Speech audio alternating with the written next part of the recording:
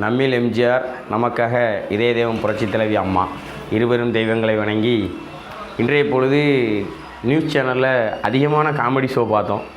அது என்னென்னா, அண்ணன் மனோஜ் பாண்டியன் அவர்கள் திராவிட முன்னேற்ற கழகத்தில் இணைஞ்சிருக்காங்க. அப்போ அதுக்கான ரீசன் கேட்கும்போது செய்தியாளர்கள் சந்திப்பில் அண்ணன் என்ன சொல்லியிருக்காப்புலன்னா, அனைத்து இந்திய அண்ணா திராவிட முன்னேற்ற கழகம் தோற்றுவிக்கப்பட்ட நோக்கத்தை மறந்து செயல்படுகிறது அப்படிங்கிறாப்புல.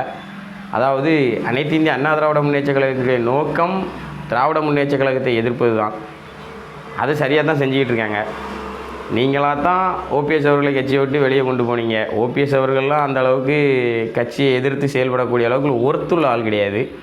அவரை தூண்டி விட்டு அவரை வெளியே கொண்டு வந்து தெருவில் இழுத்து விட்டு இப்போ நீங்கள் திமுக போயிட்டீங்க. நீங்கள் ஓபிஎஸ் அவர்கள் கூட இருந்து திமுக போயிருக்கீங்களா என்னன்னு கேட்டாக்கி, நான் அண்ணன் ஓபிஎஸ் அவர்கள்ட்ட சொல்லிட்டு தான் திமுகவுக்கு போயிருக்கேன்னு சொல்லியிருக்கீங்க. அப்போது ஓபிஎஸ் அண்ணன் என்ன பண்ணுறாங்க அப்படிங்கிற சந்தேகம் மக்களுக்கு வருதுனாக்கி, அதிமுகவிலிருந்து நிர்வாகிகளை பிரித்து திமுகவில் சேர்க்கக்கூடிய அந்த ஏஜெண்ட் வேலை பார்க்குறாங்க அப்படிங்கிற சந்தேகம் மக்களுக்கு இப்போ அதிகமாக வந்துக்கிட்டு இருக்குது. அதே போல் அண்ணன் செங்கோட்டையன் அவர்கள் இப்போ எதையோ நம்பி தெருவுக்கு வந்துட்டாப்புல. அவர் சீக்கிரமாக திமுகவில் ஐக்கியமாகிடுவாப்புல. அதே போல் அண்ணன் ஓபிஎஸ் அவருடைய ஆதரவாளராக இருந்து நீங்கள் திமுகவில் இணைஞ்சிருக்கீங்க. ப்ரெஸ் மீட் கொடுக்கும்போது நம்ம இந்து அறநிலையத்துறை அமைச்சர் இந்து கோயில்களெல்லாம் மீட்டு பத்திரப்படுத்தி அந்த இந்து மக்களுக்கெல்லாம் செய்யக்கூடிய சேவைகள் ரொம்ப, திருச்செந்தூர்லாம் போயாச்சுன்னா கிட்டத்தட்ட 2022 வரை மாலை போட்டு போனவங்க, தைப்பூசத்துக்கு போகிறவங்க, சஷ்டிக்கு போகிறவங்களாம் அரை மணி நேரம் 1 மணி நேரத்தில் முருகரை பார்க்கக்கூடிய சூழ்நிலை இருந்தது. இன்றைக்கி காலையில் 5 மணிக்கு போனால் மத்தியானம் 3 மணிக்கு தான் பார்க்கக்கூடிய சூழ்நிலையை ஏற்படுத்தி கொடுத்து மக்களுக்கு அவ்வளோ எளிமையை தந்த ஒரு அமைச்சர் சேகர் பாபு அவர்கள் உங்களை பத்திரப்படுத்தி பொத்தி பச்சைப்புள்ளமானி கூப்பிட்டு போகிறாங்க.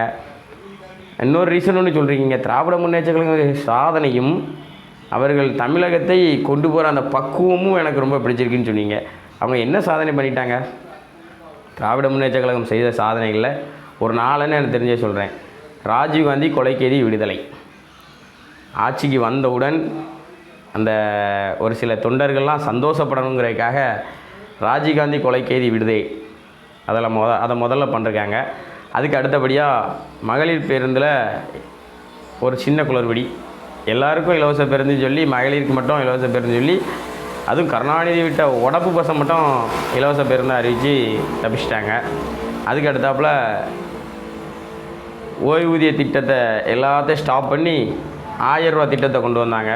அதுவும் கலைஞர் உரிமை ஊதியம்னு சொல்லி அதை தகுதி உள்ளவர்களுக்கு மட்டும் கொடுக்காங்க. இப்படி சொன்னதுக்கு மாறாக எல்லாத்தையும் பண்ணிவிட்டு அவங்க ஸ்டிக்கர் ஒட்டி பொழப்பு நடத்திக்கிட்டு இருக்காங்க. நீங்கள் அவங்க செஞ்சதையும் பெருசுன்னு சாதனையாக சொல்லி அந்த திமுகவில் போய் சேர்ந்து நீங்களும் பெரிய ஆளாக இருக்கீங்கன்னு பார்க்குறீங்க. அது மட்டும் ஒரு நாளும் நடக்காது. அண்ணன் மனோஜ் பாண்டியன் அவர்களே, ஆலங்குளம் சட்டமன்ற தொகுதியில் மீண்டும் வெற்றி பெறலான்னு நினைக்காதீங்க. ஏன்னா ஆலங்குளம் சட்டமன்ற தொகுதிங்கிறது ஆலடியர்னா அவர்களுடைய குடும்பத்திற்கு பட்டா போட்டு எழுதி கொடுத்தது திராவிட முன்னேற்ற கழகத்தில். அக்கா பூங்கோதை ஆலடியர்னா, அதுபோக அவருடைய சகோதரர் ஆலடி எழில்வாணன், அவங்களே பெரிய ரேஸில் இருக்காங்க. இப்போ நீங்கள் புதுசாக உள்ளே போய் நான் ஆலங்குளம் சட்டமன்ற தொகுதி ஆயிடுவேங்கிற ஒரு கனவு உங்களுக்கு இருந்தால் தயவு செஞ்சு அதை மறந்துடுங்க. அதே போல் உங்களுக்கு தொகுதி மக்கள் வாக்களித்து எம்எல்ஏ ஆக்குனாங்க. நீங்கள் எந்த ஒரு தொகுதி மக்கள்கிட்டையும் கலந்துக்கிடாமல் எடுத்து போட்ட திட்டங்கள், நிதி ஒதுக்கீடு செய்த திட்டங்கள் எல்லாத்தையும் கிடப்பில் போட்டு எம்எல்ஏ பதவியை ராஜினாமா பண்ணிட்டீங்க. இன்னொரு முறை நீங்கள் இந்த தொகுதிக்கு வந்தால் நிச்சயமாக உங்களை எந்த மக்களும் ஏற்றுக்கொள்ள மாட்டார்கள். அதை முதல்ல மனசில் வச்சுக்கோங்க.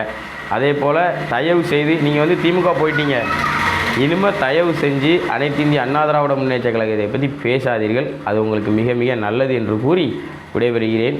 அம்மா நாமம் வாழ்க, புரட்சித் தலைவர் எம்ஜிஆர் நாமம் வளர்க.